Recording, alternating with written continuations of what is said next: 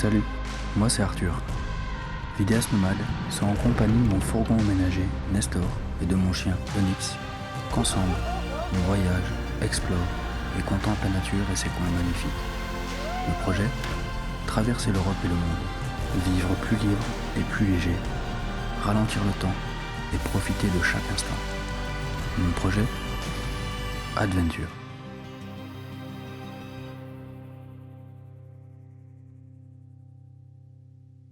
Regarde là-bas. Le lever du soleil n'avait rien à envier à son coucher. Est-ce que tu nous vois? C'est difficile à dire, la vie sans toi. Est-ce que tu y crois? Je ne sais pas écrire s'il manque de toi. La lumière orange intense commença à transpercer le ciel et je me réveillais paisiblement au chant des oiseaux, qui, je l'avoue, était quand même bien couvert par le vent. La nuit défile dans mon exil, un coin tranquille.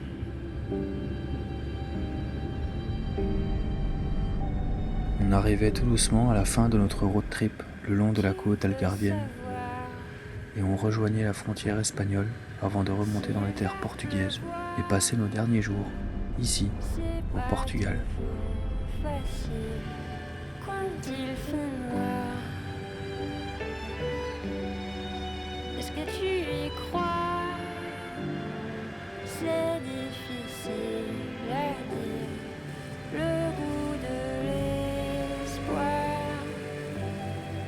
Un coin tranquille, peut-être une île, vie indocile. La nuit défile dans mon exil, un coin tranquille. Quand t'as peur, je tremble aussi. Et puis parfois je fuis.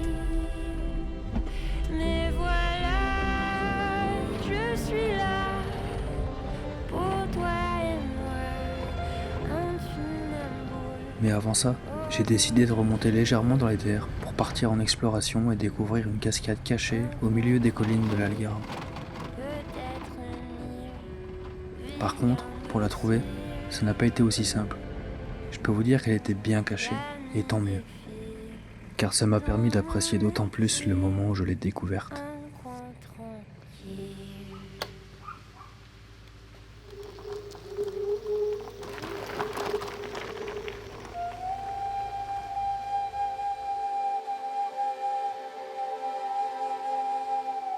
Pego do Infierno est une petite cascade qui se jette dans un lac situé dans la paroisse de Santo Estevão, à Tavieira, en Algarve. C'est l'une des 3 cascades formées par le ruisseau Aseca. Elle était connue des habitants comme la cascade secrète, maintenant connue sous le nom de Pego do Inferno, ou Hell's-Pool, fosse de l'enfer. On doit ce nom à une légende locale populaire qui dit qu'un jour, une charrette est tombée dans le lac et que les corps des occupants de la charrette et des animaux n'ont jamais été retrouvés. La légende dit que les plongeurs et toutes les personnes qui ont essayé de les retrouver n'ont pas pu trouver le fond du lac. On disait alors que quiconque tombait dedans irait directement en enfer. Voilà pourquoi depuis, elle s'appelle la cascade de l'enfer.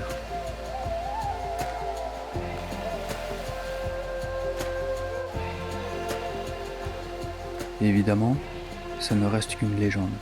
Certaines sont héroïques, d'autres dramatiques. Tout ce que je peux vous dire, c'est que l'endroit dans lequel je me trouvais à présent était digne du paradis.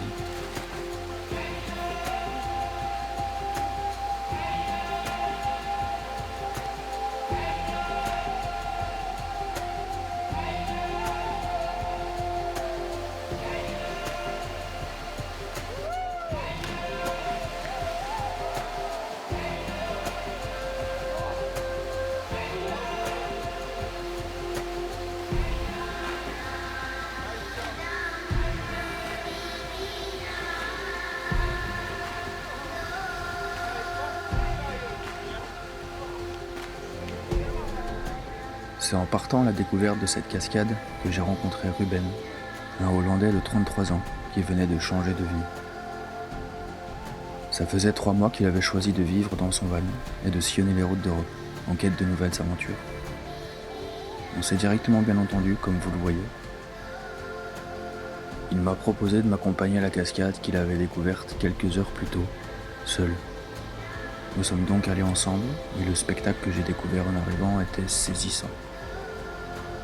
Je trouvais un lieu caché, au milieu des collines, parsemé de champs d'orangers, une cascade qui se déversait dans un petit lac, isolé de toute présence humaine. Un moment passé seul avec Onyx et Ruben, qui marquait cette rencontre d'une empreinte intemporelle et mémorable.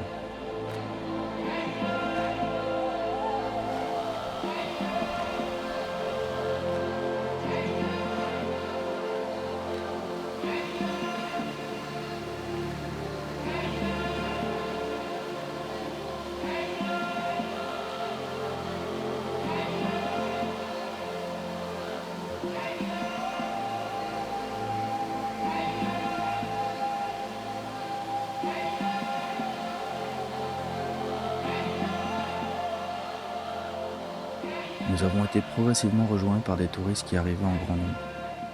J'ai apprécié discuter avec eux, mais le temps était venu de rentrer voir Nestor.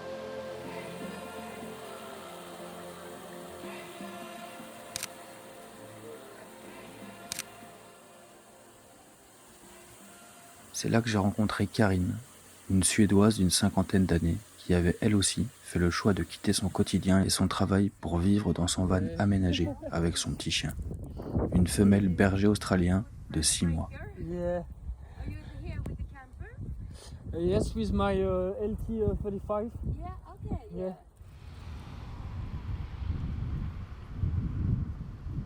Elle m'expliquait que lors de son tout premier voyage avec son van, sur la route, elle a été arrêtée par une équipe de police surarmée qui venait effectuer un commando pour arrêter un fugitif évadé de prison et qui se trouvait être en voiture juste devant elle. Pour une première expérience, c'est pas ouf. Mais ce n'est pas ça qui allait l'arrêter, et malgré l'avis contraire de sa famille et de ses proches, elle a poursuivi son rêve en quête de nouvelles aventures. Une nouvelle rencontre très inspirante et qui ne peut se vivre que sur les routes. Après cette baignade matinale enrichie de nouvelles rencontres, je prenais le temps de me poser un petit peu. C'était l'occasion de me sécher correctement et de boire un dernier café en organisant le road trip qui me restait à faire, ici, au Portugal. On s'apprêtait donc à repartir quand soudain, Hey. Tu te souviens pas de moi? Karine, la Suédoise que j'avais rencontrée quelques instants plus tôt, et la nouvelle copine d'Onyx revenaient de baignade. Beautiful. Have you stayed overnight here? No, I just arrived. Right. No, come. Come, Jessa. Say hey. That's good friends there. Stanna där.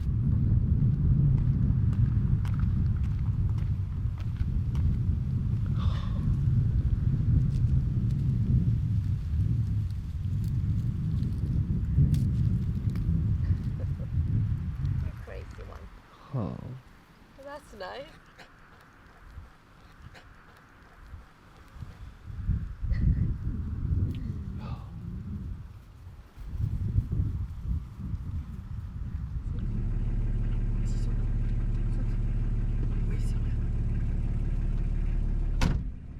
Fort de cette magnifique baignade matinale et de ces nouvelles rencontres, on reprenait la route une dernière fois le long de la côte algarvienne pour s'arrêter à l'un des plus vieux villages portugais et empreints d'histoire.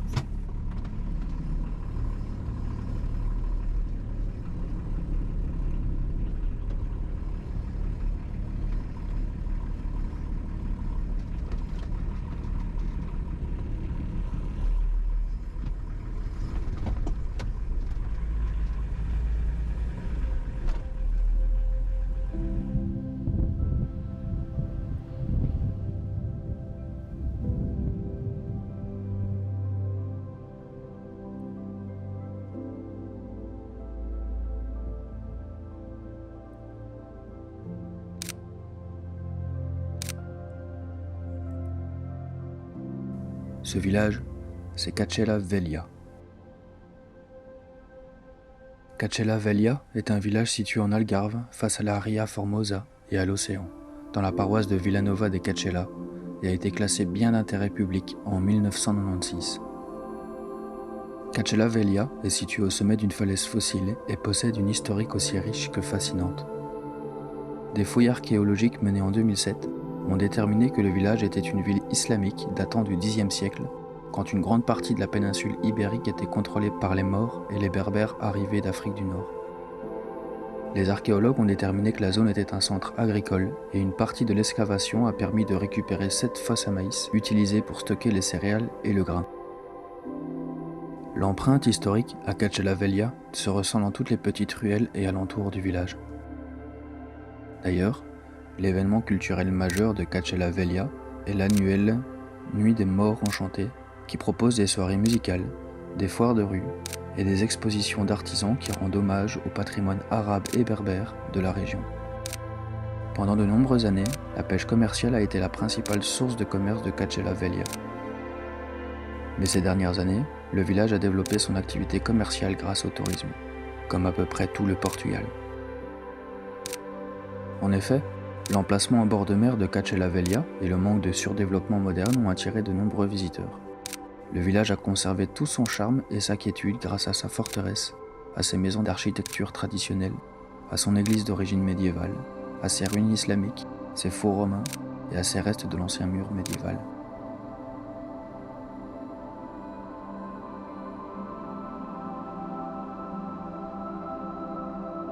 En tout cas, pour ma part, j'y ai fait un tour et aucun doute. Ce village est le plus charmant que j'ai eu l'occasion de visiter lors de ce road trip au Portugal. Depuis sa forteresse, la Fortaleza de Cacella, vous avez une vue imprenable sur la lagune la plus à l'est de la Ria Formosa et l'île Barrière. Ce qui la rend pour beaucoup, et moi-même, la plus belle région de la Ria Formosa.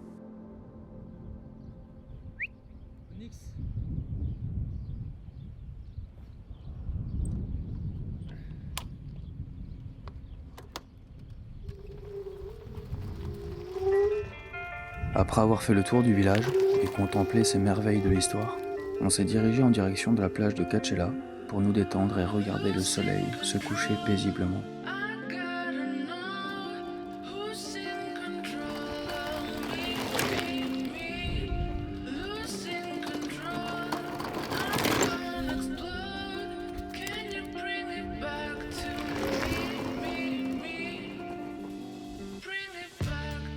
Cette région de l'Algarve est la plus belle à mes yeux, car c'est la seule où l'on peut contempler la Ria Formosa, qui est un des coins les plus naturels du Portugal. En effet, la Ria Formosa est une réserve naturelle composée d'un ensemble de lagunes et d'îles formées lors du tsunami qui a suivi le tremblement de terre de 1755. Elle est séparée de la mer par un cordon littoral qui sert donc de barrière et de protection pour toute cette partie du littoral. Sa superficie totale est de 18 400 hectares, c'est-à-dire 184 km², pour une longueur de 60 km. Le tout subit des changements constants sous l'effet des vents, des courants et des marées. La majeure partie du site est une zone protégée en tant que réserve naturelle depuis 1978 et elle est devenue parc naturel le 9 décembre 1987. Cette protection vise autant la faune que la flore. En effet, la Ria Formosa est située dans un corridor de migration et est l'un des derniers endroits d'Europe en direction du sud pour l'hivernage, la migration ou la nidification des oiseaux venant d'Europe du Nord. Grâce à ses habitats diversifiés et sa position, Ria Formosa est visitée chaque année par environ 30 000 oiseaux d'espèces diverses, dont 20 000 pendant la période d'hivernage. Enfin, le parc naturel est menacé par la concentration excessive de populations alentour. En raison de son importance pour les espèces avicoles, il est depuis le 24 novembre 1980 le 212e site inscrit dans la Convention de Ramsar, convention qui engage les gouvernements à maintenir les caractéristiques écologiques de ces zones et de promouvoir leur utilisation rationnelle.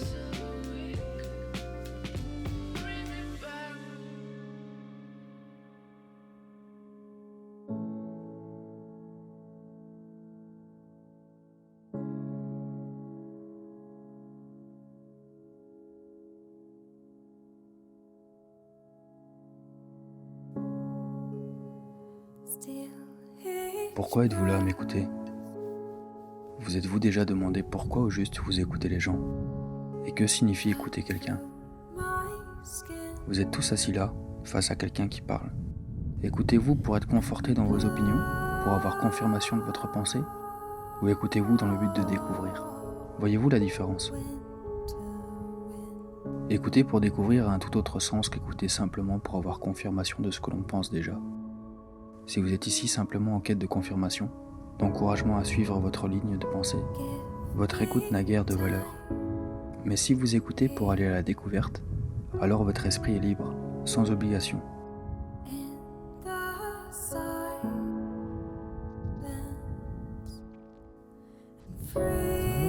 Vous est-il déjà arrivé de rester assis en silence, sans fixer votre attention sur quoi que ce soit, sans faire d'effort pour vous concentrer, mais en ayant l'esprit très calme, vraiment silencieux? Alors rien ne vous échappe. Vous entendez les bruits lointains comme les plus rapprochés, ce qui signifie en fait que vous écoutez tout.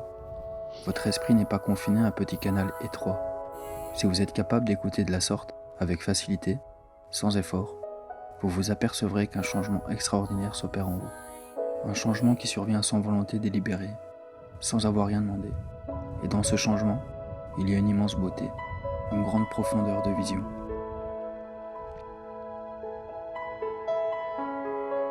Que nous soyons jeunes ou vieux, inexpérimentés ou avancés en âge, nous voulons tous être heureux, n'est-il pas vrai? En tant qu'élèves, nous voulons être heureux à travers le sport, l'étude et toutes les petites activités qui nous sont chères. En prenant de l'âge, nous cherchons le bonheur dans la possession de biens, d'argent, d'une belle maison, d'un mari ou d'une femme compréhensif. Lorsque tout cela ne nous satisfait plus, nous optons pour autre chose. Nous disons « je dois me détacher et je serai heureux ». Nous commençons donc à pratiquer le détachement. Nous quittons notre famille, nous renonçons à nos biens et nous nous retirons du monde.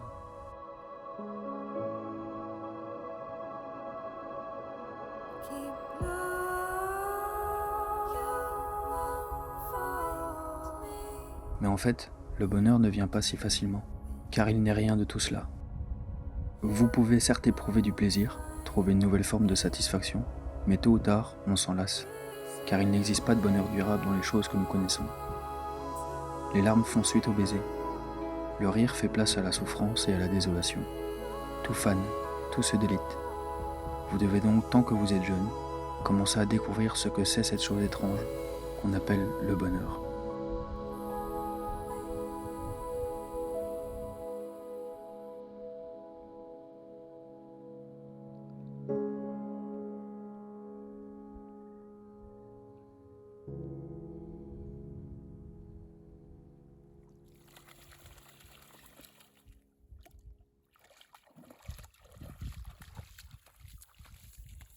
Non, non.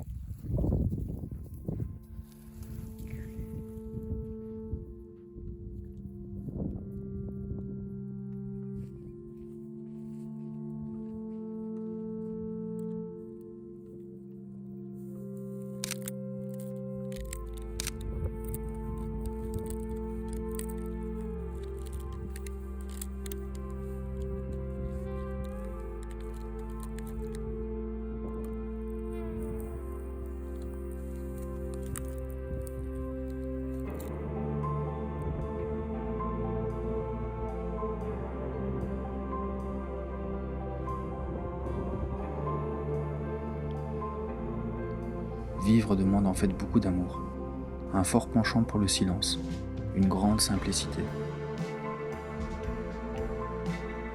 Il faut avoir un esprit capable de penser de manière très lucide et qui ne soit pas sous le joug des préjugés ou des superstitions, de l'espoir ou de la peur. C'est tout cela qui fait la richesse de la vie.